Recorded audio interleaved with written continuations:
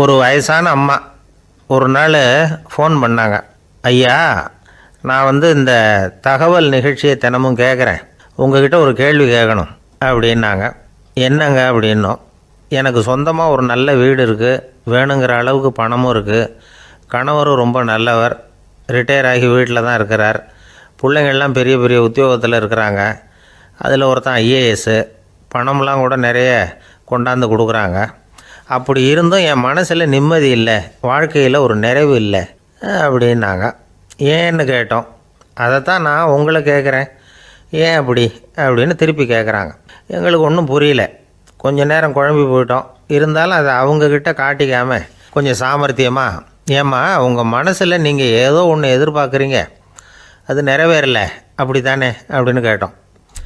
ஆமாம் அப்படின்னாங்க. அதுக்கப்புறம் அவங்கக்கிட்ட கொஞ்சம் மனம் விட்டு பேசுகிறப்போ தானாக விஷயம் வெளியில் வந்தது. அதாவது அவங்க பிள்ளைங்க பெரிய பெரிய உத்தியோகத்தில் இருக்கிறதுனால அவசரமாக பார்த்துட்டு ஓடுறாங்களாம். ஆசையாக அம்மான்னு கூப்பிட்டுக்கிட்டு கிட்ட உட்காந்து கொஞ்சம் நேரமாவது என்கிட்ட பேசினா தானே என் மனசு கொஞ்சம் நிம்மதியாக இருக்கும், அது அவங்களுக்கு தெரிய மாட்டேங்குதே அப்படிங்கிறாங்க. இதுதான் அவங்களுடைய ஏக்கம். இந்த ஏக்கம் அந்த தாயின் மனசில் இருந்துக்கிட்டு இருக்குது. இப்படி மகனுடைய அன்புக்காக மட்டுமே ஏங்குகிற தாய்மார்கள் பல பேர் இருக்கிறாங்க இந்த உலகத்தில். இதை நினைக்கிறப்போ ஒரு வெளிநாட்டு நாடோடி கதை ஞாபகத்தில் வருது. அதாவது கடவுள் படைப்பு தொழிலில் ரொம்ப மும்முரமாக ஈடுபட்டுக்கிட்டு இருந்தாராம். மீன்களை படைச்சாராம், பறவைகளை படைச்சாராம், விலங்குகளை படைச்சாராம். அவருக்கு திருப்தி ஏற்படலை. அதுக்கப்புறம் மனிதர்களை படைச்சிருக்கிறார். அப்போவும் அவருக்கு மன நிறைவு ஏற்படலையா.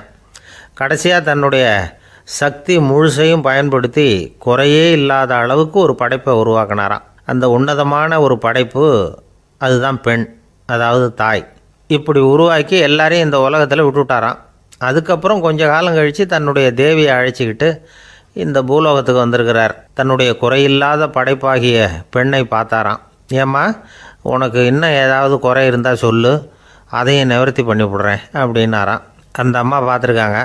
சுவாமி, எனக்கு நீங்கள் கொடுத்துருக்கிறது 2 கை, என்னுடைய பிள்ளைகளுக்கு சேவை செய்கிறதுக்கு இந்த 2 கை பத்தலை, அதனால் இன்னும் ஒரு 2 கை கொடுத்தா தேவலை அப்படின்னாங்களாம். கடவுள் பார்த்தார். அதனால் என்ன, அப்படியே செஞ்சு விடலாம், இதோ அதுக்கான வரம் கொடுத்துட்டேன் அப்படின்னார். அந்த அம்மாவுக்கு இப்போ 4 கை ஆகிட்டுது. 4 கையாலேயும் குழந்தைகளுக்கு சேவை செய்ய ஆரம்பிச்சிட்டாங்க. கடவுள் திருப்தியாக திரும்பி போனார். அதுக்கப்புறம் கொஞ்சம் காலம் கழித்து மறுபடியும் திரும்பி வந்தார். தேவியோட பெண்ணை பார்த்தார். இப்போ என்னம்மா சந்தோஷந்தானே அப்படின்னாராம். அதுக்கு அந்த அம்மா, சந்தோஷந்தான், இருந்தாலும் இப்போ எனக்கு இருக்கிற 2 காலும் போதில்லை, இன்னும் ஒரு 2 கால் இருந்தால் தேவையில்லை, நிறைய ஓடி ஆடி பிள்ளைகளுக்காக வேலை செய்ய வேண்டியிருக்குது அப்படின்னாங்களாம். சரின்னு சொல்லி 4 கால் இருக்கிறது மாதிரி செஞ்சுட்டு போயிட்டார் கடவுள். மறுபடியும் கொஞ்ச நாள் கழித்து தேவி சொன்னாங்க கடவுள்கிட்ட, நீங்கள் என்ன தான் முயற்சி பண்ணினாலும் முழுமையான ஒரு படைப்பை உங்களால் உருவாக்க முடியாது, அப்படி தான் நான் நினைக்கிறேன் அப்படின்னாங்களாம். அப்படியா சொல்கிறேன், வா அந்த பொண்ணை பார்த்துட்டு வருவோம் அப்படின்னு புறப்பட்டு இங்கே வந்தாங்களாம். இங்கே பார்த்தா 4 கால் 4 கையோடு அந்த பொண்ணு ஒரு செவுத்தில் சாஞ்சி உட்காந்து அழுதுகிட்டு இருக்குது. இப்போ தேவி அந்த பொண்ணை சுட்டி காட்டி கடவுள்கிட்ட கேட்டாங்களாம், ஏங்க நீங்கள் அந்த பொண்ணுக்கு கையை கொடுத்தீங்க, காலை கொடுத்தீங்க, சரி, அந்த கண்ணீரையும் எதுக்காக கொடுத்தீங்க அப்படின்னு கேட்டாங்களாம். அதுக்கு கடவுள் சொன்னாராம், கையை கொடுத்தது நான் தான், காலை கொடுத்தது நான் தான், ஆனால் அந்த கண்ணீரை கொடுத்தது நான் இல்லை, அதை கொடுத்தது அந்த அம்மாவோட பிள்ளைங்க அப்படின்னாராம். இன்றைக்கும் அப்படி தான் பல பிள்ளைங்க அவங்க அம்மாவுக்கு கண்ணீரை தான் கொடுத்துக்கிட்டு இருக்கிறாங்க. அம்மாவை மதிக்கிற பிள்ளைங்க தான் இன்றைக்கி நல்லபடியாக இருக்கிறாங்கங்கிறது அவங்களுக்கு தெரியறதில்ல. இந்த காலத்து பிள்ளையாண்டான் ஒருத்தன் அவங்க அம்மாக்கிட்டேயும் நல்ல பிள்ளையாக நடந்துக்குவான், மனைவிக்கிட்டேயும் நல்ல கணவனாக நடந்துக்குவான், ரொம்ப சாமர்த்தியம். ஒரு நாள் அவங்ககிட்ட கேட்டாங்க, ஏன்பா உங்கள் அம்மாவும் உன் மனைவியும் சண்டை போட்டுக்கிட்டா நீ எந்த பக்கம் அப்படின்னாங்களாம். வீட்டுக்கு வெளிப்பக்கம் அப்படின்னானோ அவன்.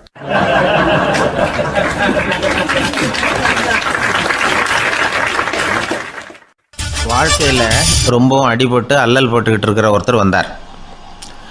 மனசு ரொம்பவும் நொந்து போய் பேசினார். இந்த உலகத்தில் மனுஷனாக பிறந்ததை விட மாடாக பிறந்திருக்கலாம் சார் அப்படின்னார். திடீர்னு என்கிட்ட இப்படி சொன்னால் அதுக்கு நான் என்னங்க பண்ண முடியும் அப்படின்னேன். உங்ககிட்ட வரணும்னு தோணுச்சு, அதனால் வந்தேன் அப்படின்னார். சரிங்க, இப்படி ஒரு யோசனை வந்ததுக்கு என்ன காரணம் அப்படின்னு சொல்லி அவர்கிட்ட கேட்டேன். அதுக்கு அவர் சொன்னார், என் பையனுக்கு வேலை தேடுறேன் கிடைக்கல, பொண்ணுக்கு மாப்பிள்ளை தேடுறேன் கிடைக்கல, வீடு கட்டுறதுக்கு கடன் கேட்குறேன் கிடைக்கல, மாடா பிறந்திருந்தா இது மாதிரி கவலையெல்லாம் கிடையாதுல்ல, பேசாமல் வைக்கோலை தின்னுக்கிட்டு அசை போட்டுக்கிட்டே கடந்து விடலாமே அப்படின்னார் அலட்சியமாக. அதுக்கப்புறம் தான் அவர் சொன்ன கருத்தை நானும் கொஞ்சம் அசை போட ஆரம்பித்தேன் மனசுக்குள்ளே. இப்போது இயற்கையை பொறுத்த வரைக்கும் அது நாம் எல்லாரும் மகிழ்ச்சியாக வாழணும் அப்படின்னு தான் விரும்புது. விலங்குகள், பறவைகள், தாவரங்கள், அப்புறம் மற்ற உயிரினங்கள் எல்லாமும் நல்லபடியாக இருக்கணும் அப்படிங்கிறது தான் இயற்கையோட விருப்பம். அதில் ஒன்றும் சந்தேகம் இல்லை. இயற்கையோட அமைப்பை கொஞ்சம் கவனித்து பார்த்தா அதை நாம் நல்லா புரிஞ்சுக்கலாம். இருந்தாலும் இந்த ஆள் சொன்னதை கேட்ட பிறகு தான் ஒரு முக்கியமான வேறுபாடு புரிஞ்சுது. அதாவது இந்த உலகத்தில் உள்ள முக்கியமான பிரச்சனைகள் 6. அந்த 6 பிரச்சனைகளும் ஆடு மாடுகளுக்கு கிடையாது, மரம் செடி கொடிகளுக்கு கிடையாது. ஆனால் மனுஷன் அந்த 6 பிரச்சனைகளையும் சந்திக்க வேண்டியிருக்கு. சரி, அந்த 6 பிரச்சனைகள் என்னென்ன தெரியுமா?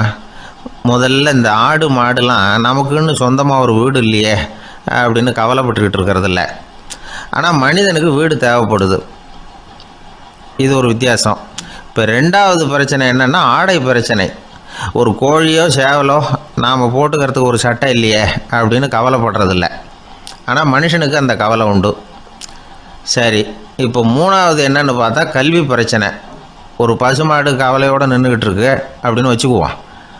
நீங்கள் அதுக்கிட்ட போய், ஏன் பசுமாடை கவலையோடு நின்றுக்கிட்டு இருக்கிற அப்படின்னு கேட்குறீங்க. என் கண்ணுக்குட்டிக்கு எல்கேஜியில் இடம் கிடைக்கல, டொனேஷன் கொடுக்கறதுக்கு கையில் பணமும் கிடையாது, சிபாரிசுக்கு யாரை பிடிக்கிறதுன்னு தெரியல, இப்படியா சொல்லிகிட்டு இருக்கோம். அதுக்கு அந்த கவலையெல்லாம் கிடையாது. ஆனால் மனிதனுக்கு அந்த கவலை உண்டு. 4வது என்னன்னு பார்த்தீங்கன்னா வேலை வாய்ப்பு பிரச்சனை. வேலை கிடைக்கலையே அப்படின்னு வேப்ப மரம் கவலைப்படுறதில்ல, ஆனால் மனுஷன் கவலைப்படுறான். 5வது என்னன்னு பார்த்தா கல்யாண பிரச்சனை. எருமை மாடு, பசு மாடு எல்லாம் பொண்ணுக்கு மாப்பிள்ளை தேடிட்டாலே இது பேப்பரில் மணமகன் தேவை அப்படின்னு விளம்பரமாக கொடுக்குது, அதெல்லாம் கிடையாது. 6வது என்னன்னு பார்த்தீங்கன்னா பணம் சம்பந்தமான பிரச்சனை. ஆடு மாடுலாம் பணத்தை சேமிக்கணும்னோ ஏதாவது நிதி நிறுவனத்தில் முதலீடு பண்ணணும்னோ நினச்சிக்கிட்டு இருக்கிறதில்ல. பணத்தை எப்படி காப்பாற்றுறது அப்படிங்கிற கவலையும் அதுகளுக்கு கிடையாது. குதிரை குளம்போடு பிறகுது, அதனால் அது காடு மேடெல்லாம் கவலை இல்லாமல் தெரியலாம். ஆடு உடம்பில் ரோமத்தோடு பிறகுது, அதனால் அது குளிரை பற்றி கவலைப்பட வேண்டிய அவசியம் இல்லை. ஆனால் மனுஷனை பார்த்திங்கன்னா அவன் தான் ஒன்றும் இல்லாமல் பிறக்கிறான். ஏன் இந்த பாகுபாடு அப்படின்னு கேட்டால் இதை பற்றி கொஞ்சம் சிந்திச்சு பார்க்கணும். அதாவது இந்த சந்தேகத்தை ஒரு பெரியவர்கிட்டையும் கேட்டேன். அவர் சொன்னார் இதுக்கு பதில். அவர் இதே கேள்வியை இயற்கை கிட்ட கேட்டாராம். இயற்கை பதில் சொல்லிச்சான். வேறு யாருக்கும் கொடுக்காத ஒரு வலுவான கருவியை, ஒரு பவர்ஃபுல் வெப்பன் மனுஷனுக்கு கொடுத்துருக்குறேன்னு, அந்த கருவியை உபயோகப்படுத்தி அந்த 6 பிரச்சனை மட்டும் இல்லை, 6 கோடி பிரச்சனைகள் இருந்தாலும் அதையெல்லாம் சமாளிக்கலாம். அது கருவி என்ன தெரியுமா? அதுதான் 6வது அறிவு. அதை உபயோகப்படுத்தினா காலுக்கு செருப்பு தயார் பண்ணிக்கலாம், குளிருக்கு போர்வை தயார் பண்ணிக்கலாம், என்ன வேணும்னாலும் செய்யலாம் அப்படின்னு இயற்கை பதில் சொல்லிச்சான். அதனால் நாம் செய்ய வேண்டியது என்னென்னா இயற்கையை முதல்ல சரியாக புரிஞ்சுக்கணும்.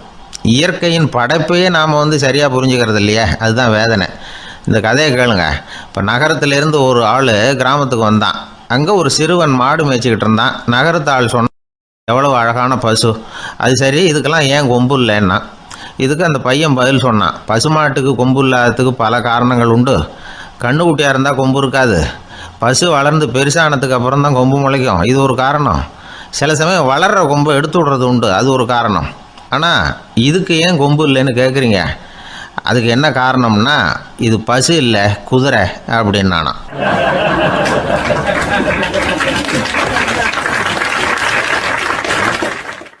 அங்கே ஒரு புதர் தெரியுது இல்லையா, இந்த புதருக்குள்ளே ஒரு சிங்கம் இருக்குது. அந்த பக்கமாக நான் போகிறப்போ வர்றப்போலாம் அது என்கிட்ட வம்பு வளர்க்குது, தகராறு செய்யுது, என் மேலே பாயுது, என்னை தாக்குது, ஏன்னு தெரியல அப்படின்னுது. இதை கேட்டதும் அந்த குரங்கு சொல்லிச்சு, இனிமேல் கவலைப்படாத, இந்த தடவை நான் உன்னை காப்பாற்றுறேன்னுது. அதுக்கப்புறம் ஒரு நாள் அந்த குரங்கும் கழுதியும் அந்த புதர் பக்கமாக போய்கிட்டு இருந்தாங்க. எதிர்பார்த்தது மாதிரியே நடந்தது. அந்த சிங்கம் எதிரில் வந்தது, கழுதியை பார்த்தது, உடனே அது மேலே பாய ஆரம்பிச்சுட்டுது. அவ்வளவுதான். உடனே இந்த குரங்கு என்ன பண்ணிச்சு தெரியுமா, கிடுகிடுன்னு ஒரு மரத்து மேலே ஏறி உட்காந்துக்கிட்டுது. அங்கே உட்காந்துக்கிட்டு கீழே அந்த கழுதையும் சிங்கமும் போடுற சண்டையை வேடிக்கை பார்க்க ஆரம்பிச்சுட்டுது. கொஞ்ச நேரம் கழித்து அடிபட்ட காயத்தோடு அந்த கழுதை மெதுவாக நடந்து வந்தது. குரங்கும் மெல்ல மரத்தை விட்டு கீழே இறங்குச்சு. இப்போ கழுதை கேட்டுது, என்னை காப்பாற்றுறேன்னு சொல்லிவிட்டு காலை வாரி விட்டுட்டியே, நீ பாட்டுக்கு மரத்து மேலே ஏறி உட்காந்துக்கிட்டே இது நியாயமானது. குரங்கு பரிதாபமாக அதை பார்த்துது. நான் மரத்து மேலே இருந்து நீங்கள் 2 பேரும் சண்டை போட்டதை பார்த்துக்கிட்டு தான் இருந்தேன். உன்னோட சத்தம் தான் அதிகமாக இருந்தது, அது நீ சிரிக்கிற மாதிரி எனக்கு கேட்டுது. அதனால் நீ தான் ஜெயிச்சுக்கிட்டு இருக்க போல இருக்கு அப்படின்னு நினச்சிவிட்டேன்னது. இன்றைக்கி பல பேர் இப்படி தான் இருக்கிறாங்களாம். யார் ஜெயிக்கிறாங்க யார் தோக்குறாங்கங்கிறத முகத்தை பார்த்து கூட கண்டுபிடிக்க முடியறதில்ல. பேசுகிற பேச்சை வச்சு கூட கண்டுபிடிக்க முடியறதில்ல. தோற்கிறவங்க கூட சிரிக்கிற மாதிரி முகத்தை வச்சுக்கிறான். இன்றைய மனிதர்கள்கிட்ட ஏகப்பட்ட முரண்பாடுகள். பொய் முகங்களோட உலவுகிறவர்கள் தான் அதிகம். உண்மை முகம் எங்கே இருக்குது அப்படிங்கிறத புரிஞ்சுக்கிட்டு நண்பர்களை தேர்ந்தெடுக்கணும் அப்படிங்கிறது ஒரு முக்கியமான கருத்து. கடவுள் இந்த உலகத்தை படைச்சுவிட்டு அதுக்கப்புறமும் கொஞ்ச நாள் இங்கேயே தங்கியிருந்தாராம். அப்போ தான் அவருக்கு ஒரு உண்மை புரிஞ்சுதான், இந்த உலகத்தில் தங்கி இருக்கிறது எவ்வளவு இடைஞ்சல்னு. தினமும் மனிதர்கள் தேடி வந்து ஏதாவது புகார் சொல்லிக்கிட்டே இருந்தாங்களாம். எனக்கு அது வேணும் இது வேணும்னு கேட்டுக்கிட்டே இருந்தாங்களாம். சில பேர் வந்தாங்க, நாங்கள் வந்து விவசாயம் பண்ணுறோம், தண்ணி இல்லாமல் பயிர் காயுது, எங்களுக்கு மழை வேணும் அப்படின்னாங்க. அவங்க போனதும் அதுக்கப்புறம் சில பேர் வந்தாங்க, நாங்கள் வந்து மண்பானை செய்கிறவங்க, நிறைய பானை செஞ்சு வச்சுருக்குறோம், மழை பெஞ்சால் எல்லாம் கரைஞ்சி வீணாக போயிடும், அதனால் இன்றைக்கி மழை பெய்யக்கூடாதுன்னாங்க. கடவுள் பார்த்தார், அவருக்கு என்ன பண்ணுறதுன்னே தெரியல, ஏகப்பட்ட குழப்பம், தலையை பிச்சுக்கலாம் போல் இருந்தது. கிட்டத்தட்ட பைத்தியம் பிடிக்கிற அளவுக்கு ஆகிட்டுது. எல்லாருடைய ஆசைகளையும் அவரால் நிறைவேற்ற முடியல. ஏன்னா ஒன்றுக்கு ஒன்று முரண்பாடாக இருந்தது. ஒரு நாள் தன்னுடைய அமைச்சரவையை கூட்டி ஆலோசனை கேட்டார். என்ன செய்யலான்னு சொல்லுங்கன்னார். இது என்ன பிரமாதம், பேசாமல் இமயமலை அடிவாரத்தில் போய் உட்காந்துங்க, யாரும் தொந்தரவு பண்ண மாட்டாங்கன்னாங்க. அங்கேயும் மனிதர்கள் வர ஆரம்பிச்சுருவாங்களேன்னார் கடவுள். சரி அப்படின்னா சந்திரனில் போயிருந்துக்கலாமேன்னாங்க. அங்கேயும் மனுஷன் குடி வர போகிறான் அப்படின்னார் கடவுள். வெகு தூரத்துக்கு அப்பால் உள்ள நட்சத்திர மண்டலத்துக்கு போயிடலான்னாங்க. இதெல்லாம் நிரந்தர தீர்வாகாது. நிரந்தரமாக இந்த மனிதனுடைய தொல்லையிலேருந்து நான் விடுபடணும், அதுக்கு ஏதாவது வழி சொல்லுங்கன்னார் கடவுள். ஒரு வயசான ஆள் வந்தார். கடவுளுக்கு காதோட காதாக ஒரு வழியை சொன்னார். கடவுளுக்கு முகம் மலர்ந்தது. அதுதான் சரி, அப்படியே செஞ்சுடலான்னார். அந்த ஆள் சொன்ன ரகசியம் என்ன தெரியுமா? மனிதனால் அடைய முடியாத ஒரு இடம் இருக்குது, அது வேறு எங்கேயும் இல்லை, அவனுக்கு உள்ளே இருக்குது, அங்கே போய் மறைஞ்சிங்க, அதுக்கப்புறம் மனிதர்களால் உங்களுக்கு தொந்தரவு இருக்காதுன்னார். மனிதன் நினைக்காத இடம் அதுதான். அதாவது உள்ளுக்குள்ளே இருக்கிற உண்மையை புரிஞ்சிக்காமல் வெளியில் எங்கேயோ அது இருக்கிறதாக நினச்சி வரட்டிக்கிட்டு அலையிறான் மனுஷன். உள்ளே இருக்கிற உண்மை புரிஞ்சால் நாம் தன்னம்பிக்கையோடு தலை நிமிர்ந்து வாழலாம். வேடிக்கையாக ஒரு கதை சொல்லுவாங்க. இதை பாருங்கள், நம்ம பையன் எங்கே பணம் வச்சாலும் எடுத்து விட்றான், என்ன பண்ணுறதுன்னாங்க அம்மா. அப்பா கொஞ்சம் நேரம் யோசனை பண்ணார். அதுக்கப்புறம் சொன்னார், அவன் கண்ணில் படாத இடமா நம்ம வீட்டில் இருக்கிறது ஒரே இடம்தான், அங்கே பணத்தை வை திருட்டு போகாதுன்னார். அது எந்த இடம்னு கேட்டாங்க. அதுதான் அவன் பாட புஸ்தகம், அதில் வச்சிரு, அவன் தொடவே மாட்டான். பாட புத்தகத்தை தொடாமல் பரீட்சையில் வெற்றி பெற முடியாது அப்படிங்கிறத புரிஞ்சுக்கணும். உள்ளே இருக்கிற உண்மையை தொடாமல் வாழ்க்கையில் வெற்றி பெற முடியாது. அதனால் உண்மையை புரிஞ்சுக்கிட்டால் வாழ்க்கையில் வெற்றி நிச்சயம்.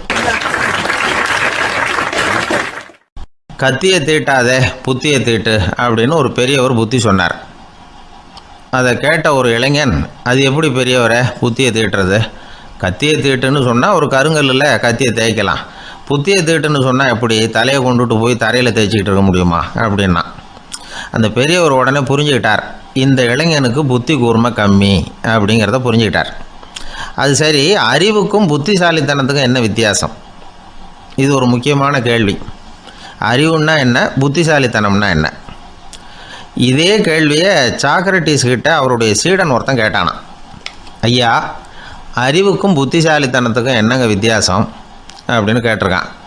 சாக்ரட்டிஸ் நிமிர்ந்து பார்த்துருக்கிறார் அந்த சீடனை. அதுக்கப்புறம் சொன்னாராம், நான் சொல்கிறேன் உன்னுடைய கேள்விக்கு பதில், ஆனால் அதுக்கு முன்னாடி நீ ஒரு காரியம் பண்ணணும்னாரான். என்னங்க செய்யணும் சொல்லுங்கன்றிருக்கான். அதோ பாரு, ஒரு பெரியவர் உட்காந்துருக்கிறாரு, அவர்கிட்ட போ, இங்கேருந்து பக்கத்தில் இருக்கிற அந்த கிராமத்துக்கு போய் சேர எவ்வளவு நேரம் ஆகும் அப்படின்னு கேட்டுட்டு வா அப்படி சொன்னார் சாக்ரட்டிஸ். சரின்னு சொல்லிவிட்டு இவன் போனான். அந்த பெரியவர் முன்னாடி போய் நின்னான். ஏங்க பெரியவரை, இங்கேருந்து அதோ தெரியுத அந்த கிராமத்துக்கு போய் சேர்றதுக்கு எவ்வளவு நேரம் ஆகும் அப்படின்னு கேட்டான். பெரியவர் நிமிர்ந்து பார்த்தார், ஆனால் பதில் எதுவும் சொல்லலை. இவன் மறுபடியும் ஒரு தடவை அதே கேள்வி அவர்கிட்ட கேட்டான். என்னங்க, நான் கேட்குறது உங்கள் காதில் விழுதா? அந்த கிராமத்துக்கு போய் சேர்றதுக்கு எவ்வளோ நேரம் ஆகும் அப்படின்னு சொல்லி மறுபடியும் கேட்டான். அப்பவும் அவர் பதில் சொல்லலை. உடனே அவன் மனசுக்குள்ளே முடிவு பண்ணிக்கிட்டான், சரி பெரியவர் ஒரு மாதிரியாக தெரிகிறார், புத்தி சுவாதீனம் சரியில்லாத ஒரு மாதிரி தெரியுது அப்படின்னு நினச்சிக்கிட்டே வந்த வழியிலே திரும்பி வந்துட்டான். கொஞ்சம் தூரம் நடந்திருப்பான்.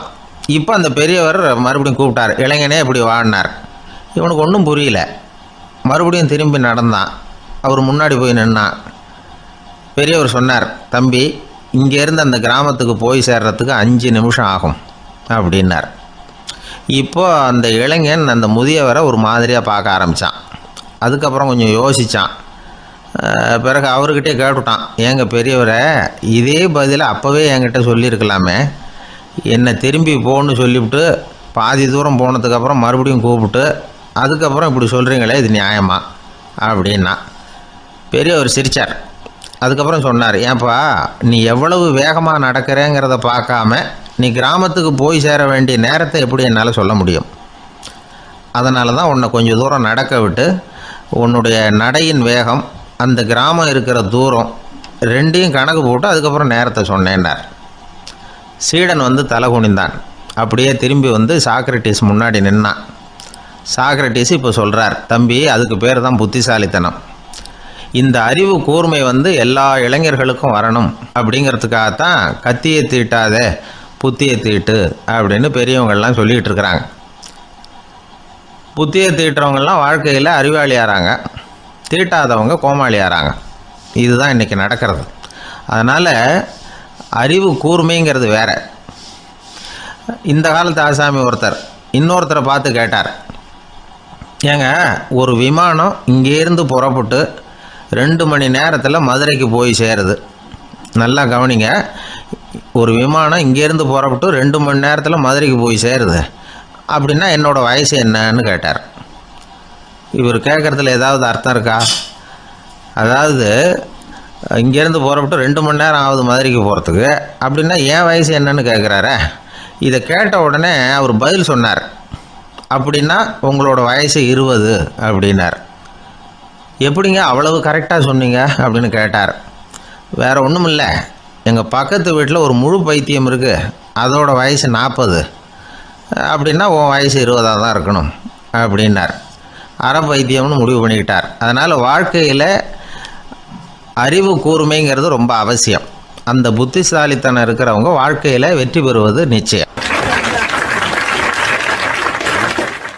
சாலை ஓரமாக அழுதுகிட்டு உட்காந்துருந்தான். பிச்சை எடுத்து சாப்பிட்ற ஒருத்தன் அந்த பக்கமாக வந்தான். இவனை பார்த்தான். ஏன் அழுதுகிட்டு உட்காந்துருக்கிற, என்னாச்சு உனக்கு அப்படின்னு கேட்டான். அதுக்கு இவன் சொன்னான், என்கிட்ட ஒன்றுமே இல்லை, நான் இந்த உலகத்தில் இருந்து என்ன பிரயோஜனம், அதனால தான் அழுதுகிட்டு இருக்கிறேன் அப்படின்னா. உன்கிட்ட மறைஞ்சிருக்கிற புதையல் என் கண்ணுக்கு நல்லா தெரியுது, அது உனக்கு புரியல, அதனால தான் அழுதுகிட்டு இருக்கிற அப்படின்னா. என்னது புதையல் இருக்குதா, உன் கண்ணுக்கு தெரியுதா அப்படின்னு கேட்டான். ஆமாம் எனக்கு தெரியுது, அந்த புதையலை நீ விற்கிறதுக்கு தயாராக இருக்கிறியா அப்படின்னு கேட்டான் இவன். இதை கேட்டதும் அந்த இளைஞனுக்கு ரொம்ப ஆச்சரியமாக போச்சு. என்னது இப்படி கேட்குறானே அப்படின்னு. என்கிட்ட ஒரு காசு கூட இல்லையே, அப்படி இருக்கிறப்போ புதையல் எங்கேருந்து வந்தது அப்படின்னா. இந்த நேரத்தில் அந்த பிச்சைக்காரன் சிரித்தான். இப்படி தான் இந்த உலகத்தில் எல்லோரும் சொல்லிகிட்டு இருக்கிறாங்க, என்கிட்ட ஒன்றுமே இல்லைன்னு சொல்லி. ஆனால் அவங்கக்கிட்ட தான் புதையல் இருக்குது, நீ வேணும்னா என் கூட வா, நம்ம நாட்டு அரசர்கிட்ட போவோம், உங்ககிட்ட இருக்கிற புதையலை அவர் நல்ல விலைக்கு எடுத்துக்குவார் அப்படின்னா. அது எப்படி உனக்கு தெரியும்னா, இதுக்கு முன்னாடியும் இது மாதிரி பல பேரை நான் வந்து ராஜா கிட்ட அழைச்சிட்டு போயிருக்கிறேன், அதனால தான் உன்னை பார்த்தேன், உன்னையும் கூப்பிட்றேன், நீ சரின்னு சொன்னால் உன்னை அழைச்சிட்டு போகிறேன், உங்ககிட்ட இருக்கிற புதையலை அவர் நல்ல விலை கொடுத்து எடுத்துக்குவார் அப்படின்னு சொன்னான். இவன் இப்படி சொல்கிறதும் அந்த இளைஞனுக்கு ஒன்றுமே புரியல. இது என்னது இந்த ஆள் இப்படி சொல்லிக்கிட்டு இருக்கிறான், நம்மக்கிட்ட என்ன இருக்குது, அதுவும் இல்லாமல் இவனே பிச்சை எடுத்து சாப்பிட்டுக்கிட்டு இருக்கிறான், இவன் போய் நம்மளை ராஜா கிட்ட அழைச்சிட்டு போகிறதா போகிறேங்கிறானே என்ன அப்படின்னு சொல்லி அவன் யோசனை பண்ணான். என்ன யோசிக்கிற, உனக்கு பணம் வேணும்னா என்னோட வா அப்படின்னா. இளைஞன் ஒரு முடிவுக்கு வந்தான். சரி இங்கேயே உட்காந்துக்கிட்டு இருக்கிறத விட அங்கேயாவது போய் பார்ப்போமே இங்கே அழுதுட்டு உட்காந்துருக்கிறதுல என்ன பிரயோஜனம், ஏதோ கூப்பிட்றான் போய் பார்த்துட்டு வருவோமே அப்படின்னு சொல்லி அவன் கூட புறப்பட்டான். பிச்சைக்காரன் முன்னாடி போயிட்டே இருக்கிறான், இந்த இளைஞன் பின்னாடி நடந்து போயிட்டுருக்கான். 2 பேரும் அரண்மனையை நோக்கி போகிறாங்க. பாதி வழி போயிருப்பாங்க. வழியில் அந்த பிச்சைக்காரன் சொன்னான், இதை பாரு, முன்னாடியே சில விஷயங்களை நாம் பேசிக்க வேண்டியிருக்கு. சரியாக தெளிவாக முடிவு எடுத்துக்கிட்டு அதுக்கப்புறம் ராஜாக்கிட்ட போகணும். ஏன்னா அங்கே போய் அது முடியாது இது முடியாதுன்னு நாம் நமக்குள்ளே சண்டை போட்டுக்கிட்டு இருக்க முடியாது. ராஜாவுக்கு விலையை பற்றி கவலையே இல்லை, எவ்வளவு சொன்னாலும் நமக்கு பணம் கிடச்சிரும். ஆனால் அதுக்கப்புறம் நான் இதை விற்கிறதுக்கு தயாராக இல்லைன்னு சொல்லிடக்கூடாது. அதனால் புதையலை விற்கிறதா இல்லையாங்கிறத இங்கேயே தெளிவாக முடிவு செஞ்சுக்கணும். இல்லைன்னா ராஜா கிட்ட போய் அங்கே போய் குழப்பிக்கிட்டு இருக்க முடியாது அப்படின்னு சொன்னான். இளைஞனுக்கு ஒன்றுமே புரியல. என்ன சொல்கிற நீ, என்கிட்டயா புதையலா, எங்கே இருக்குது அப்படின்னு சொல்லி குழம்பி போனான். இப்போ அந்த பிச்சைக்காரன் சொன்னான், இதை பாரு, இப்போ உதாரணத்துக்கு உன்னுடைய கண்களை எடுத்துக்கோ. அதுக்கு நீ என்ன விலை கேட்டுற போகிற? நான் அதுக்கு ராஜா கிட்டே இருந்து ஒரு 50,000 ரூபா வாங்கி தர முடியும். உன்னுடைய இருதயத்தை கொடுக்குறியா, 20 லட்சம் ரூபா வாங்கி தரேன். மூளையை கொடுக்குறியா, 30 லட்சம் வாங்கி தரேன். என்ன சொல்கிற அப்படின்னு சொல்லி இந்த பிச்சைக்காரன் பேசிக்கிட்டே போகிறான். இளைஞனுக்கு கோபம் வந்துட்டுது. என்ன உளர்ற, உனக்கு என்ன பைத்தியமா? கண்ணையும் மூளையையும் இருதயத்தையுமா விற்பாங்க? என்ன விலை கொடுத்தாலும் அதையெல்லாம் நான் விற்கிறதுக்கு தயாராக இல்லை, நான் விற்க மாட்டேன். அதை கொடுத்துட்டு நான் என்ன பண்ணுறது? இப்படி நான் மட்டும் இல்லை, யாருமே இதை விற்கிறதுக்கு தயாராக இருக்க மாட்டாங்க அப்படின்னு சொன்னான் அந்த இளைஞன். இவன் இப்படி சொன்னதும் அந்த பிச்சைக்காரன் வாய் விட்டு சிரிக்க ஆரம்பிச்சுட்டான். இப்போ பைத்தியமானது நானா நீயா? லட்சக்கணக்கான கோடிக்கணக்கான ரூபாய் பொறுமானம் உள்ள பொருள்களை உங்ககிட்டயே வச்சுக்கிட்டு விற்க முடியாதுன்னு சொல்கிற நீ தான் ஏழை. என்கிட்ட ஒன்றுமே இல்லைன்னு மரத்தடியில் உட்காந்து அழுதுகிட்டு இருக்கிறியே அப்படின்னு சொன்னான். இன்றைக்கி பார்த்திங்கன்னா பல பேர் தன்கிட்ட புதைஞ்சிருக்கிற ஆற்றலை புரிஞ்சிக்க முடியாமல் அவதிப்பட்டுக்கிட்டு இருக்கிறாங்க. நம்மக்கிட்ட என்ன இருக்குங்கிறது அவங்களுக்கு தெரியறதில்ல. அதனால தான் என்கிட்ட ஒன்றுமே இல்லைன்னு சொல்லி அழுதுகிட்டு இருக்கிறாங்க. இதை விளங்க வைக்கிறதுக்கு பெரியவங்க சொல்கிற கதை இது. நம்மக்கிட்ட இருக்கிற புதையலை நாம் தான் தோண்டி எடுக்கணும். உண்மையான புதையலுங்கிறது உள்ளே இருக்குது, ஆனால் அதை வெளியில் தேடுற ஆசாமிகள் தான் அதிகம். சராசரி மனித இயல்பு அப்படி. நம்மக்கிட்ட விலை மதிக்க முடியாத பகுத்தறிவு இருக்குது, அதை வச்சுக்கிட்டு வாழ்க்கையில் முன்னேறதுக்கு முயற்சி பண்ணணும். என்கிட்ட ஒன்றுமே இல்லைன்னு நினச்சி ஓரமாக உட்காந்துடக்கூடாது. முயற்சி செஞ்சால் முடியாத காரியம் எதுவுமே இல்லை. ஒரு ரயில்வே ஸ்டேஷன் பக்கம் வெளியில் ஒரு டாக்ஸி நின்றுட்டு இருந்தது. அந்த பக்கமாக வந்த ஒருத்தர் டாக்ஸி டிரைவரை பார்த்து சொன்னார், ஐயா, உங்கள் வண்டியில் பின் சீட்டில் ஒரு மணி பர்ஸு கிடக்கு, யாரோ மறந்து விட்டுட்டு போயிருக்கிறாங்க அப்படின்னாரு. இல்லை இல்லை, அது காலி பர்ஸு தான், நான் தான் அதை அங்கே போட்டு வச்சுருக்கிறேன்னார் டிரைவர். ஏன்னு கேட்டார் அவர். இதுக்கு டிரைவர் சொன்னார், அதை பார்க்குற யாராவது அதை எடுத்துக்கலாம்ங்கிற ஆசையிலையாவது சவாரிக்கு வருவாங்க, அதுக்காக தான் போட்டு வச்சுருக்கிறேன் அப்படின்னார்.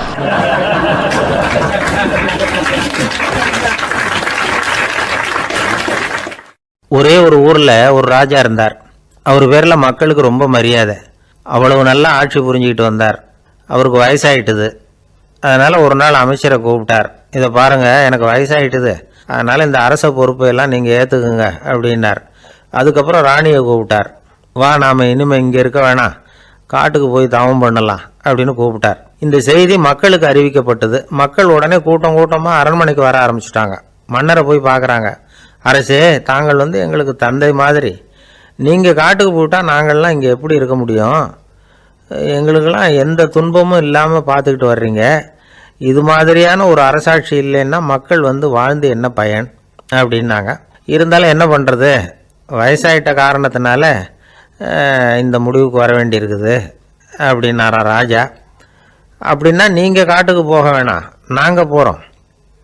நாங்கள் அங்கே போய் தவம் பண்ணுறோம், வழிபாடு பண்ணுறோம். கடவுள் வருவார், அவர்கிட்ட வரம் வாங்கிட்டு வந்துடுறோம் அப்படின்னாங்களாம். அப்படி சொல்லிவிட்டு உடனே எல்லோரும் காட்டுக்கு போனாங்க. நாட்டு மக்கள் எல்லாரும் ஒட்டு மொத்தமாக காட்டில் உட்காந்துக்கிட்டு தவம் பண்ணுறதை பார்த்தார் கடவுள். உடனே புறப்பட்டு வந்தார். எல்லாரும் இப்படி உட்காந்துருக்கிறீங்களே, என்ன வேணும் உங்களுக்கு அப்படின்னு கேட்டார்.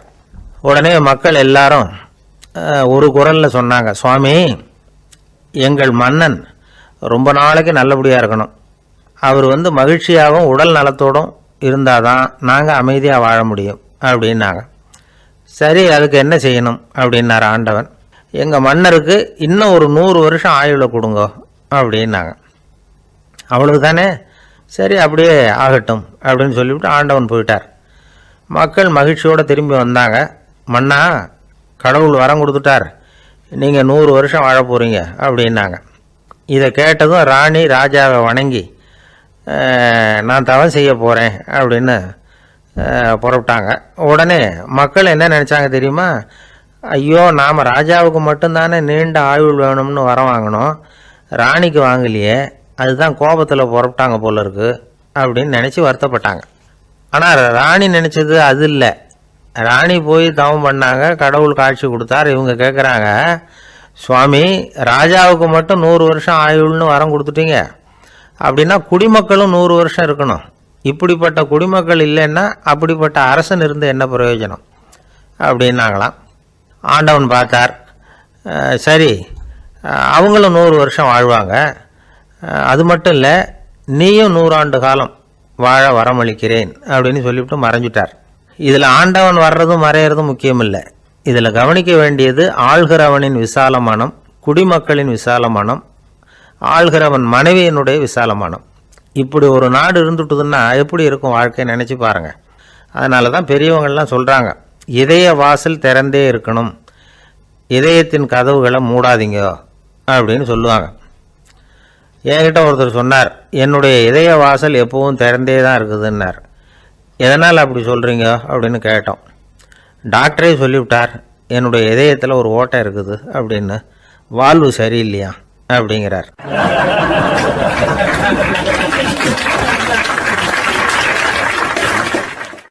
ஒரு ராஜா ஊரெல்லாம் சுற்றி பார்த்துட்டு வரலாம்னு ஒரு நாள் புறப்பட்டு போனார்.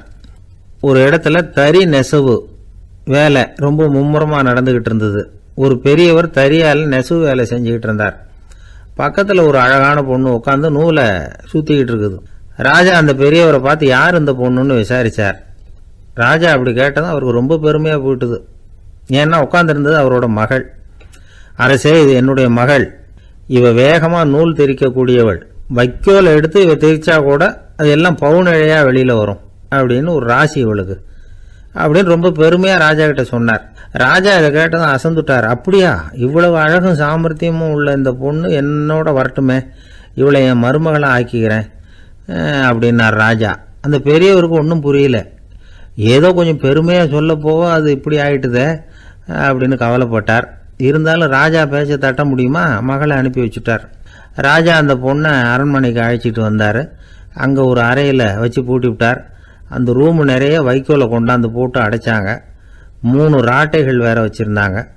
நாளைக்கு பொழுது விடியறதுக்குள்ளே நீ இந்த வைக்கோலையெல்லாம் தங்க இழைகளாக மாற்றி காட்டணும். நாளைக்கு காலம்பரம் வந்து நான் இந்த அறை கதவை திறப்பேன்.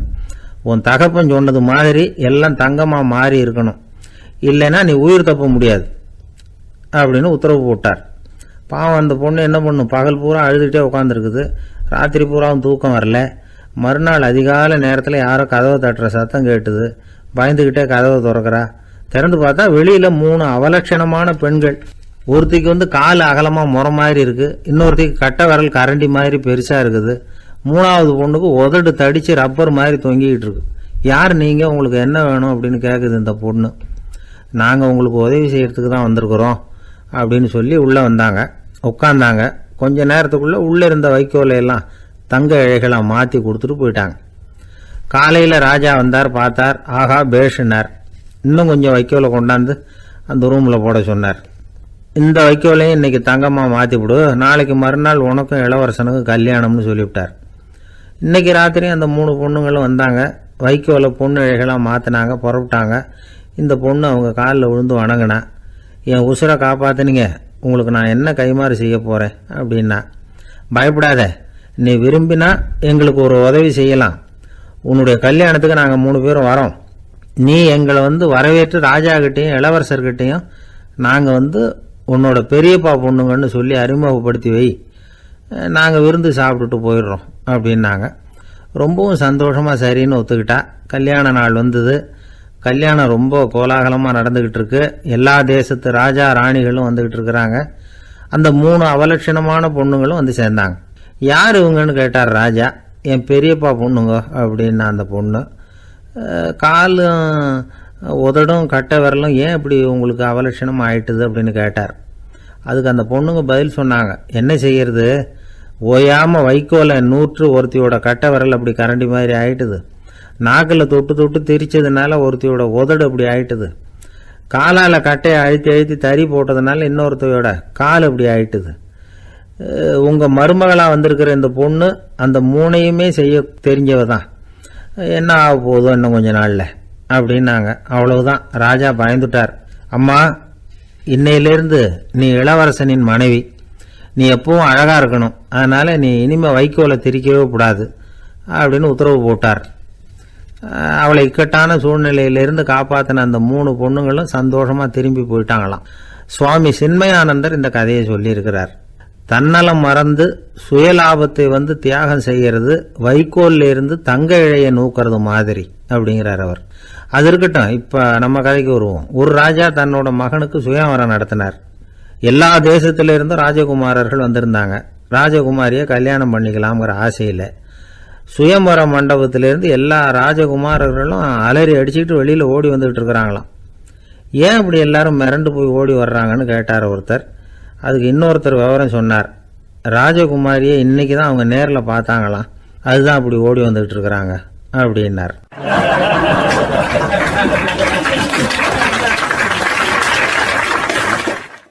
ஒரு ஊரில் ஒரு ராஜா இருந்தார்.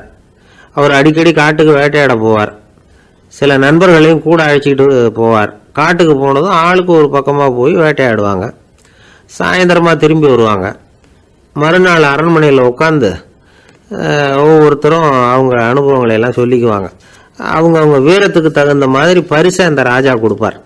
இது மாதிரி ஒரு தடவை எல்லாரும் வேட்டைக்கு போயிட்டு திரும்பி வந்ததும் உட்காந்து பேச ஆரம்பிச்சிருக்கிறாங்க. ஒருத்தன் சொன்னான், தன்னுடைய வீர செயலை பற்றி அளக்க ஆரம்பிச்சிட்டான். ஏன்னா அது எதுக்கு பரிசு கிடைக்க போகுதில்ல, அதனால். அவன் என்ன சொன்னான் தெரியுமா? அரசே, நேற்றுக்கு காட்டில் என்னாச்சு தெரியுமா? எனக்கு நேராக ஒரு சிங்கம் வாயை திறந்துக்கிட்டு வந்துட்டுது. நான் பயப்படவே இல்லை. உடனே ஒரு கல்லை எடுத்து குறி பார்த்து வீசினேன். சிங்கத்து வாய்க்குள்ளே போய் அந்த கல் மாட்டிக்கிட்டுது. அவ்வளவுதான். அந்த சிங்கம் என்னை பார்த்துட்டு பயந்துட்டு ஒரே ஓட்டமாக திரும்பி ஓடி போயிட்டுது அப்படின்னா. ஆஹா பலே அப்படின்னு எல்லாரும் கை தட்டினாங்க. 2வது ஆள் ஒருத்தன் எழுந்திரிச்சான். அவன் சொல்ல ஆரம்பித்தான், அரசே, நான் போன வழியில் 2 பெரிய மலைப்பாம்பு கிடந்தது. என்னை முழுங்கிறதுக்கு வந்தது. நான் என்ன பண்ணேன் தெரியுமா? அந்த 2 பாம்போட வாலையும் ஒன்றா சேர்த்து முடிச்சு போட்டுட்டேன். அவ்வளவுதான். அது அங்கே இழுக்க இது இங்கே இழுக்க முடிச்சு நல்லா இறுகி போட்டுது அப்படின்றான். ஆஹா அற்புதம்னு சொல்லி எல்லாரும் கை தட்டினாங்களாம். அடுத்தபடியாக 3வது ஆள் ஒருத்தன் வந்தான். அவன் சொல்ல ஆரம்பித்தான், மன்னா, நான் போன பாதையில் குறுக்க ஒரு ஆறு, அதில் இறங்கி குளித்தேன். யாரோ காலை பிடிச்சி இழுக்கிறது மாதிரி இருந்தது. திரும்பி பார்த்தா ஒரு பெரிய முதலை. நான் உடனே அப்படியே ஒரு துள்ளல் துள்ளி அது முதுகில் போய் உக்காந்துக்கிட்டேன். அதை அப்படியே கரைக்கு நீந்த வச்சேன். கரைக்கு வந்து சேர்ந்ததும் அப்படியே ஒரே துள்ளி குதித்து கரைக்கு வந்துட்டேன் அப்படின்றான். அவன் தன்னுடைய வீரத்தை அப்படி சொல்லியிருக்கான். அடடா எப்பேற்பட்ட வீரம் அப்படின்னு எல்லாரும் கை தட்டினாங்களாம். 4வது ஆள் எழுந்திரிச்சான். மன்னா, நான் போன இடத்துல ஒரு கரடி என்னை துரத்த ஆரம்பிச்சுட்டுது. நான் ஒரு மலை உச்சிக்கு வந்துட்டேன். அதுக்கப்புறம் ஒரு அடி எடுத்து வச்சாலும் அதில் பாதாளத்தில் விழ வேண்டியது தான். அந்த நேரம் பார்த்து ஒரு பெரிய ராட்சச கழுகு அந்த பக்கமாக பறந்து வந்தது. நான் உடனே அப்படியே உயர எழும்பி அந்த கழுகோட காலை பிடிச்சிக்கிட்டேன். அப்படியே தொங்கிக்கிட்டே வந்தேன். ஒரு நல்ல இடம் வந்ததும் தொப்புன்னு கீழே குதிச்சு நடந்து வந்துட்டேன்னா. இதுக்கும் எல்லாரும் கை தட்டுறாங்க. கடைசியாக ஒரு ஆள் எழுந்திரிச்சான். அரசே, நான் போன வழியில் ஒரு பெரிய யானை குறுக்க வந்தது. பயங்கரமாக சத்தம் போட்டுக்கிட்டே வந்தது. நான் பயந்து ஓடலை. உடனே என்ன பண்ணேன் தெரியுமா? அந்த யானையோட வாலை பிடிச்சி தூக்கினேன். தலைக்கு மேலே தூக்கி கரன்னு சுற்றினேன். வேகமாக சுற்றி வீசி எறிஞ்சேன். அவ்வளவுதான். அதே ஸ்பீடில் அந்த யானை மேலே போக ஆரம்பிச்சுட்டுது. இன்னும் கூட அது போய்கிட்டே தான் இருக்குது, கீழே விழவே இல்லைன்னா. இதை கேட்டதும் ராஜாவுக்கு கோபம் வந்துட்டுது. என்னை என்ன முட்டாள்னு நினச்சிக்கிட்டு பேசுறியா? யானையை நீ வாலை பிடிச்சி தூக்குன, அதை நான் நம்பணுமா அப்படின்னார். உடனே இவன் பணிவாக பதில் சொன்னான். அரசே, ஒரு சிங்கத்து வாயில் கல் மாட்டிக்கிட்டதை நம்புறீங்க, மலைப்பாம்பு வாலை பிடிச்சி முடிச்சு போட்டதை நம்புறீங்க, முதல்ல முதுகில் சவாரி பண்ணதையும் நம்புறீங்க, கழுகு காலை பிடிச்சிக்கிட்டு பறக்கிறதையும் நம்புறீங்க. அப்படி நம்புறப்ப நான் சொன்னதை மட்டும் நம்பக்கூடாதா அப்படின்னு கேட்டானான். பொய் சொன்னவங்கெல்லாம் தலையை தொங்க போட்டுக்கிட்டாங்களாம். ராஜா அவங்கள பார்த்து சொன்னாராம், நீங்கள் எல்லாரும் என்னை முட்டாளாக்கி இருக்கிறீங்க.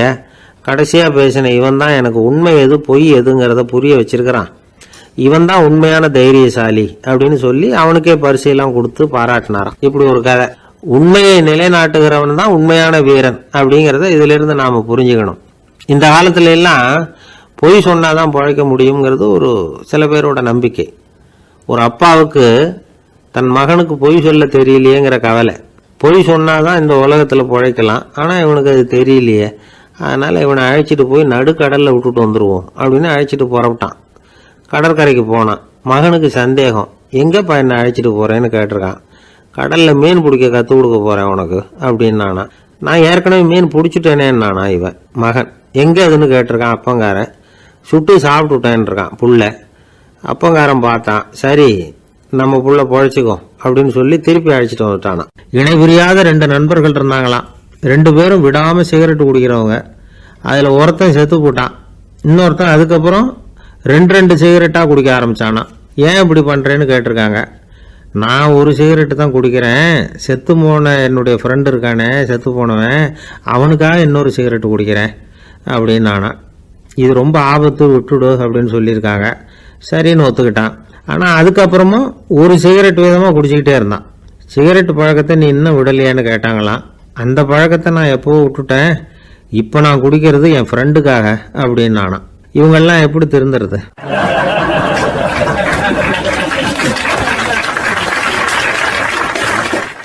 காசி மாநகரத்தை பிரம்மதத்தன் அப்படிங்கிற ராஜா ஆட்சி பண்ணிட்டு வந்தார்.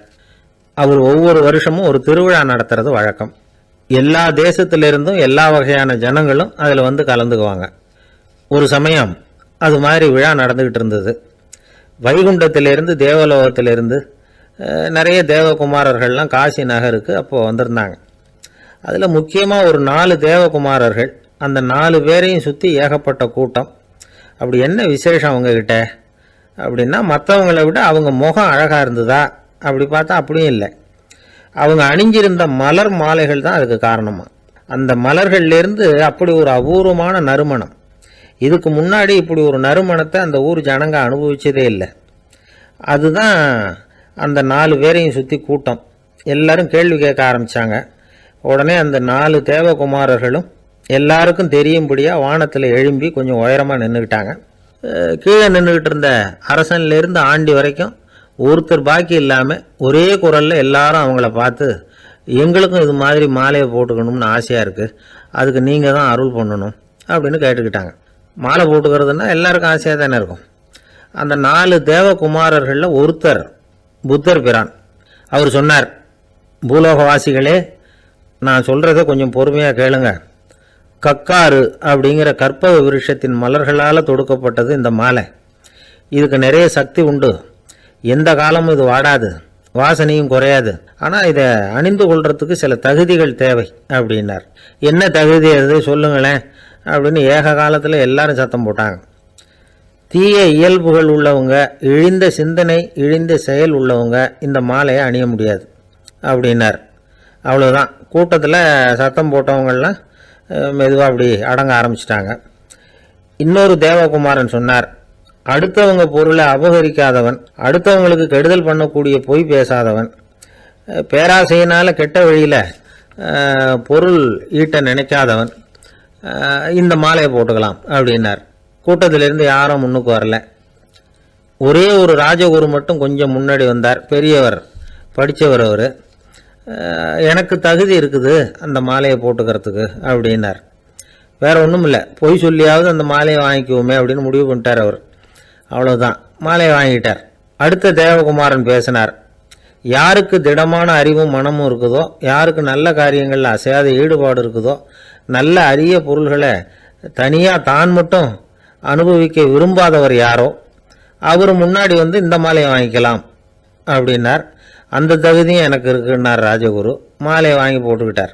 இன்னொரு ராஜகுமாரன் பேச ஆரம்பித்தார். அறநெறியில் செல்வம் சேர்க்கணும், ஆடம்பர பொருள்களுக்கு அடிமையாகக்கூடாது, வெற்றி அடைஞ்சாலும் கர்வம் வரக்கூடாது, அப்படிப்பட்டவங்க இந்த மாலையை போட்டுக்கலாம்னார். துணிஞ்சு பொய் சொல்லி அதையும் வாங்கி கழுத்தில் போட்டுக்கிட்டார் இந்த ராஜகுரு. இன்னொரு ராஜகுமாரன் சொன்னார், சான்றோர்களை நிந்திக்காதவங்க, புறம் பேசாதவங்க இந்த மாலையை போட்டுக்கலாம்னார். அதையும் வாங்கி போட்டுக்கிட்டார். திருவிழா முடிஞ்சுது. எல்லாரும் திரும்பி போயிட்டாங்க. மறுநாள் ராஜகுரு 4 மாலைகளையும் போட்டுக்கிட்டு ராஜசபைக்கு வரார். வந்தவர் ரொம்ப அவஸ்தையோடு வர்றார். மாலையெல்லாம் வாடி போயிட்டுது, வாசனை எதுவும் கிடையாது. அது மட்டும் இல்லை, அவருக்கு கடுமையான தலைவலி வேறு வந்துட்டுது. துடிச்சு போயிட்டார். மாலையை கழட்டவும் முடியல. ஜனங்கள்லாம் அவரை பார்த்து சிரிக்க ஆரம்பிச்சிட்டாங்க. என்னத்துக்கு ஆசைப்படணும், ஏன் இப்படி கஷ்டப்படணும் அப்படின்னு. ராஜா பார்த்தார். மறுபடியும் விழாவுக்கு ஏற்பாடு பண்ணினார். தேவகுமாரர்கள்லாம் வந்தாங்க. ராஜகுரு வந்தார். மக்கள் முன்னிலையில் அவங்க காலில் விழுந்தார், மன்னிப்பு கேட்டுக்கிட்டார். இந்த மாலையை போட்டுக்கிற தகுதி எனக்கு இல்லை. தகுதி இல்லாத ஒருத்தன் தகாத தகுதியை பொய் மூலம் பெறணும்னு ஆசைப்படுறாங்களே, அவங்களுக்கெல்லாம் என்னுடைய தண்டனை ஒரு எச்சரிக்கையாக இருக்கட்டும்னார். அதுக்கப்புறம் தேவகுமாரர்கள் அவர் கழுத்தில் இருக்கிற மாலையை கழட்டினாங்களாம். அந்த மாலைகளும் பழையபடி மனம் கொடுக்க ஆரம்பிச்சுட்டு தான். இதுலேருந்து நாம் தெரிஞ்சுக்க வேண்டியது என்னென்னா, நமக்கு தகுதி இல்லாத ஒரு கௌரவம் நம்மக்கிட்ட தானாக வந்தால் கூட அதை தவிர்த்து விடுறது தான் நல்லது. அதுதான் புத்திசாலித்தனம். ஒருத்தர் வந்தார். சார், எங்கள் இலக்கிய மன்ற விழாவுக்கு நீங்கள் தலைமை தாங்கணும்னார். உடனே இவர் சொன்னார், பேச்சாளர், சார், இலக்கியத்தை பற்றி பேசுகிற தகுதி எனக்கு இல்லையே அப்படின்னார். உடனே அவர் கூப்பிட வந்தவர் சொன்னார், அந்த தகுதி உங்களுக்கு இல்லைங்கிறது எங்களுக்கும் தெரியும் சார், அதனால தான் உங்களை தலைமை தாங்க கூப்பிட்றேன் அப்படின்னார். அது சரி, தலைமைன்னா அதுக்கு இவர் என்னதான் அர்த்தம் பண்ணுறாருன்னு தெரியல.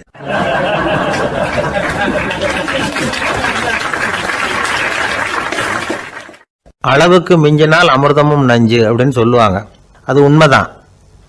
ஒருத்தருக்கு அளவுக்கு மீறிய புகழ் வந்துட்டுதுன்னு வச்சுங்க, அது கூட ஆபத்தாக போயிடுறது உண்டு. பழங்காலத்துல எல்லாம் கிரேக்க தேசத்தில் ஒரு பழக்கம் உண்டாம். அதாவது யாராவது ஒருத்தரை நாடு கடத்தணும்னா அதுக்கு ஒரு வழி உண்டு. அதாவது ஒருத்தரை நாடு கடத்தணும்னு மக்கள் விரும்புகிறாங்கன்னு வச்சுங்களேன், அவர் பேரை ஒரு மண்பாண்ட ஓட்டுச்சில்லில் எழுதி அதை ஒரு குறிப்பிட்ட பொது இடத்துல போட்டுற வேண்டியது, அவ்வளவுதான். இது மாதிரி பல பேர் போட்டுக்கிட்டே இருப்பாங்க. எல்லாம் அப்படியே குவிஞ்சு போயிடும். அந்த ஓட்டாஞ்சில்லு குவியலில் யாருடைய பேர் அதிகமாக இருக்குதோ அந்த நபரை ஒரு 10 ஆண்டுகள் நாடு கடத்தி விடுவாங்க. இது அந்த ஊர் வழக்கமாக. ஒரு நாள் அந்த குவியலுக்கு பக்கத்தில் ஒரு ஆள் நின்றுக்கிட்டு இருக்கிறான். அவன் கையில் ஒரு ஓட்டாஞ்சில்லு வச்சுருக்கிறான். அதில் யாரோட பேரையோ எழுதணும், எழுதி அந்த இடத்துல போடணுங்கிறது அவன் ஆசை. ஆனால் அவன் படிக்காதவன், அதனால் எழுத தெரியல. யாராவது அந்த வழியாக வர்றாங்களான்னு பார்த்துக்கிட்டே நின்றுக்கிட்டு இருந்தான். ஒரு பெரியவர் வந்துக்கிட்டு இருந்தார். அவர்கிட்ட ஓடினான். கையில் இருந்த மண்பாண்ட சில்லை கொடுத்தான். ஐயா, இதில் ஒரு பேர் எழுதி கொடுங்களேன்னா. அந்த பெரியவர் அதை வாங்கி கையில் வச்சுக்கிட்டு, என்ன பேர் எழுதணும் சொல்லு அப்படின்னா. இவன் சொன்னான், அரிஸ்டைடிஸ் அப்படின்னு எழுதுங்க அப்படின்னா. இதை கேட்டதும் அந்த பெரியவருக்கு அதிர்ச்சி. ஏன்னா அவர் தான் அரிஸ்டைடிஸ், தத்துவ மேதை அரிஸ்டைடிஸ் அவர். இருந்தாலும் நான் தான் அதுங்கிறத காட்டிக்காமல் அந்த ஆளுகிட்ட கேட்டார். அது சரிப்பா, அரிஸ்டைடிஸுங்கிற பேரை எழுத சொல்கிற, அவர் உனக்கு என்ன கெடுதல் பண்ணார், அவர் பேரை இதில் எழுத சொல்கிறியே அப்படின்னு கேட்டிருக்கார். அதுக்கு இவன் சொன்னானா, அவர் எனக்கு எந்த கெடுதலும் பண்ணலை, அவரை நான் பார்த்தது கூட இல்லை அப்படின்ட்டுருக்கான். அப்புறம் எதுக்காக அவரை நாடு கடத்தணும்னு நீ ஆசைப்படுற அப்படின்னு கேட்டிருக்கார். இப்போ அந்த ஆள் சொல்கிறான், அரிஸ்டைடஸை பற்றி எல்லாரும் பேசுகிறாங்க, அவர் ரொம்ப நல்லவர், அவர் ஒரு பெரிய அறிவாளிங்கிறாங்க, அவர் ஒரு பெரிய வள்ளல், பேரறிஞர், இப்படி எல்லாரும் சொல்கிறத கேட்டு கேட்டு எனக்கு ரொம்ப அழுத்து போயிட்டுது, அதனால தான் வெறுப்பாயிட்டேன் அப்படின்னு நானும். இதிலேருந்து என்ன தெரியுது, நாம் நல்லவனாக இருக்கிறதுல ஒன்றும் இடைஞ்சல் இல்லை. ஆனால் நம்மளை நல்லவன் நல்லவன் எல்லாரும் சொல்ல ஆரம்பிச்சிட்டாங்கன்னு வச்சுக்கோங்க, அப்போ இடைஞ்சல் ஆரம்பம்னு அர்த்தம். எதுவுமே அளவுக்கு மிஞ்சி போகாமல் பார்த்துக்க வேண்டியது ரொம்ப அவசியம்.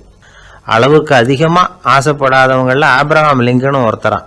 அவர் ஒரு தடவை தன்னுடைய நண்பர்கள்கிட்ட பேசிக்கிட்டு இருந்தாராம். ஒருத்தர் கேட்டிருக்கார், ஒரு மனுஷனுக்கு கால்கள் எவ்வளோ உயரம் இருக்கணும் அப்படின்னு கேட்டாராம். இதுக்கு ஆப்ரஹாம் லிங்கன் சொன்னாராம், அது என்ன, இடுப்புலேருந்து தரையை தொடுற அளவுக்கு உயரம் இருந்தால் போதும் அப்படின்னாராம்.